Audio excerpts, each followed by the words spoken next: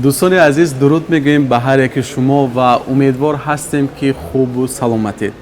البته ما اینجا یک مهمانی بسیار هم دوست داشته ترین یک هنرمند، یک صنعتکاری که البته با همین هنر خود، با صدای خود، با سیمای خود، با همین ترانه های جذاب خود در قلب هر یک ما و شما جای گرفته است، در برنامه خود دعوت کرده ایم.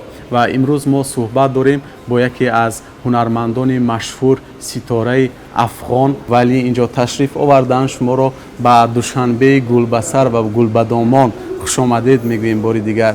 تشکر. خیلی خوشحال هستم که در شهر زیبای دوشنبه هستم، کشور زیبایی که میتونم من وطن دوم آدم. واقعا بسیار خوش هستم که به حضور شما هستم. زنده باشید. و پوشیده نیست که ما و شما از تبار آریایی و همزبان هستیم. دید و نگاه شما به دوشنبه عزیز چگونه هست؟ 11 سال شد فکر کنم، نه 11-12 سال شد که من در دوشنبه نبودم و نظر من است که واقعا خیلی پیشرفت کرده. زیاد خوشحال هستم. هیچ توقع نداشتم که اینقدر زود به 11 سال این کشور پیشرفت بکنه و خیلی خوش هستم که اینجا هستم. سلامت باشید، زنده باشید. و میگفتید که همین میان هنرمندان ایران، افغان و تاجیکستان همکاری به نظر شما میرسد یا که شما خود همکاری دارید با یگام سراینده تاجیک؟ در آینده حتما فعلا صحبت می داشته باشیم که انشالله دست جمعی چند تا آهنگ جور بکنیم. ما هنوز اعلان نکردیم با چند تا هنرمند تاجیکی. دیگه ببینیم انشالله در آینده حتما، چرا نه، خیلی خوشم میباشم. هر یک صنعتکار ایدئالی خود را دارد و در این مورد ایدئالی شما کی بود؟ ما ایدئال نداشتم. ثبتی که ما داشتم به چی اینا، ما همگیره دوست داشتم، همگیره دوست دارم. هنرمندای افغانستان، ایران، تاجیکستان، اما کسی نبوده که بگم می ایدل ما بوده باشه. خیلی که حاضر در بالا قید نمودید، گفتید که در آینده با همکاری میکنم با صنعتکاران تاجیک، درست است؟ بله. خب بیشتر با کدام صنعتکاری تاجیک همکاری کردن میخواهید؟ اون دیگه یک ذره خصوصی باز ان شاءالله در آینده حتما اعلان میکنیم. نام خدا بسیار صنعتکارای بسیار خوب دارین شما اینجا. واقعا نه تنها که کشور تاجیکستان پیشرفت کرده که موسیقیش هم بسیار پیشرفت کرده و خوش است آدم وقتی اینجا میبینه. تشکر. خب اینجا با اجازت شما یک چند سوال غیر عادی میدهم. من در راه انتخاب کرده خود مقصد شما ستاره بودن بود یا که با همین راه میخواستید ثروتمند شوید؟ مقصد من از اول موسیقی رو به عنوان یک هابی پیش بردم. فکر پیسه اینا هیچ نبودم و دوست داشتم که یک ستاره باشم و فکر کنم 2007 که تور اول خودش شروع کردم، او برای من نشان داد که 2008 کلانترین کنسرت ها رو پیش بردم. دیگه به عنوان یک هابی پیش میبرم، یعنی چیزی نیست که بگم شغل است که از زندگی میکنم یا چی اینا. آیا برای دستگیری احتیاجمند کمک و یا عموما در راه خیر و ثواب سهمگذار شده اید یگان بار؟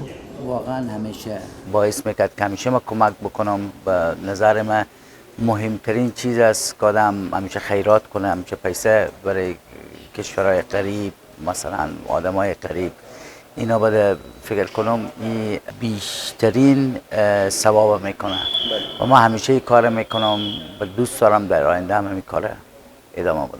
خب اینجا سوالی به میان می آید که به عقیده شما همین صنعتکاری اصلی بودن این هنری خداداد است یا که از مکتب موسیقی باید گذشت؟ آدم باید یک چیزی است که تالنت باید آدم داشته باشه، همین استعداد داشته باشه که یک کار درست پیش ببره، یعنی باید خونش باشه، نه؟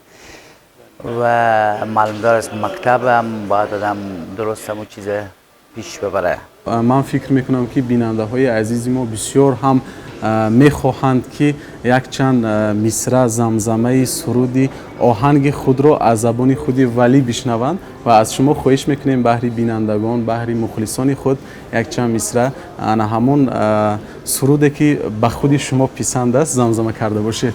خدا چی بگم برایتان، آهنگای خود من همگی دوست دارم. که چیزی که آهنگی که از من همیشه میشناسن، لب دریا بیا تک و تنها بیا، سر تا شیخ شدم بیا بیا. سلامت باشید، زنده باشید. بگذار صدایتان خسته نباشد. سلامت باشید. تشکر. خب اینجا سوالی به میان میآید که کدام از آرزوهایتان عملی شدند و باز کدام نقشه و نیت‌های اساسیتان در نیمه راه است؟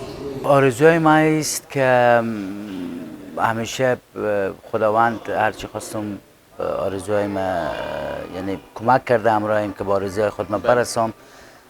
آرزوی من است که سلامتی مهمترین چیز است، که همین سلامتی خوب آدم داشته باشه باعث پیشرفت آدم میشه و دیگه چیزا، همه چیزا جور می باشه.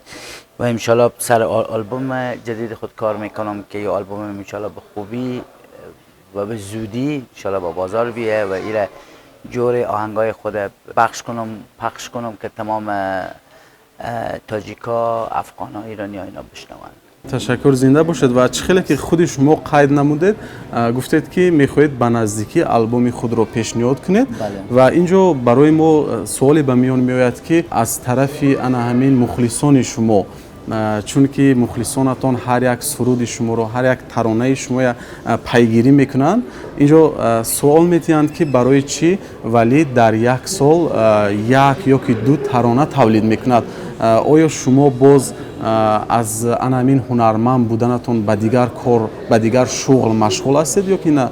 آهنگای من میفهمن که از من همیشه انتظار دارن مردم که آهنگای هم که ما در بازار میدم آهنگای باشه که کاملا مختلف باشه و کاملا فرق کنه از آهنگای دیگه و انتظارها بسیار بالاست. نه و یه باید همیشه ما ترتیبات بگیریم برایشان که دل و کسایی که مخلصای هنرمند هستن اونا دلشان نشکنم.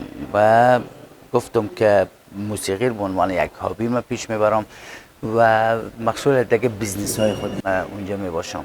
خب اینجا از بیزنس سخن کردید، کدام نمودی بیزنس شما مشغول هستید؟ من فعلا یک دونه رستوران و هوکا لاونج دارم و 3 تا هتل دارم.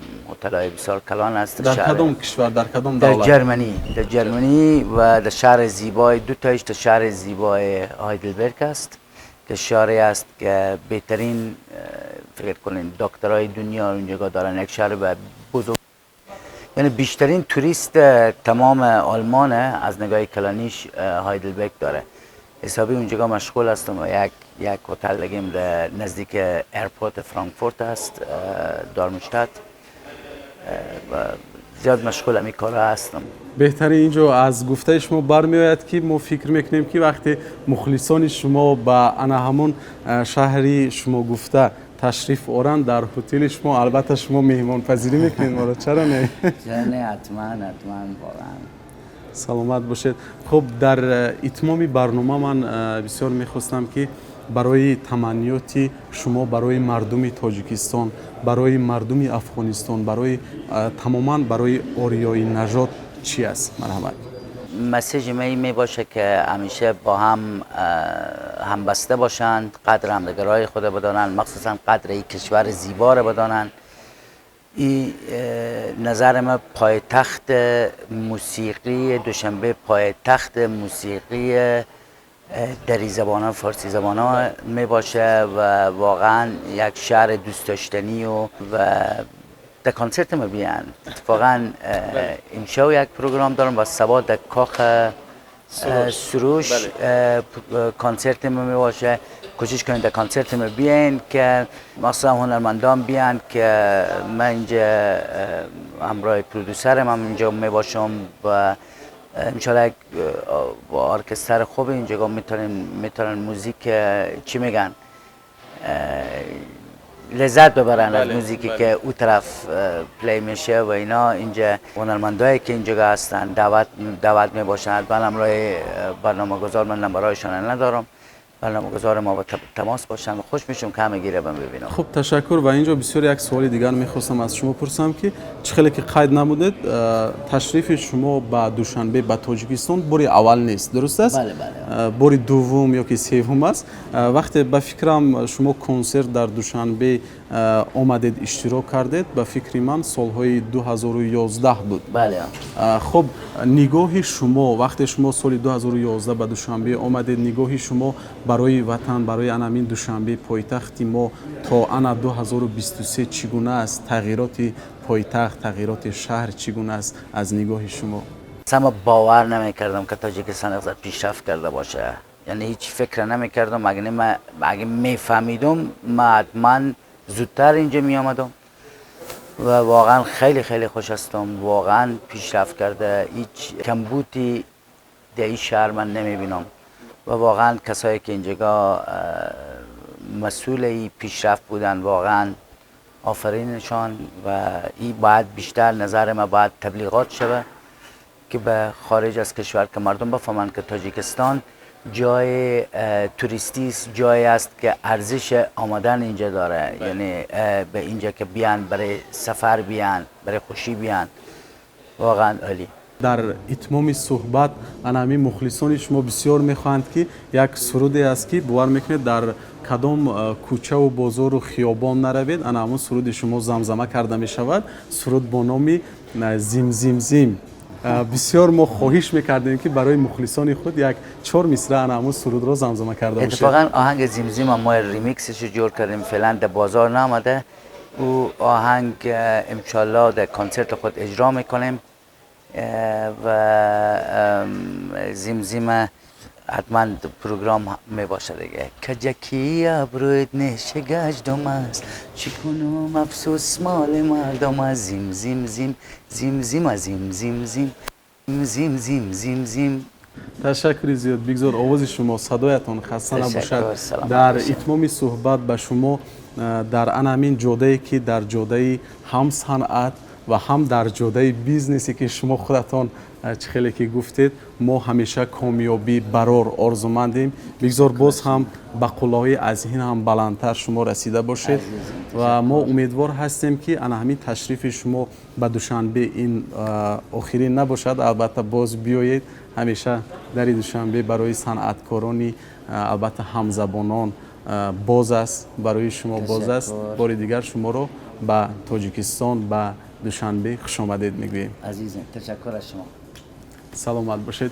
دوستان عزیز، اینجا رسیدیم به انجام صحبت و یادآور میشویم که هم صحبتی ما بودن یکی از سراینده های بسیار هم دوست داشته ترین فارس زبان، البته ولی اجازی. بخش های دیگری ما ادامه دارد، ما را همراه باشید.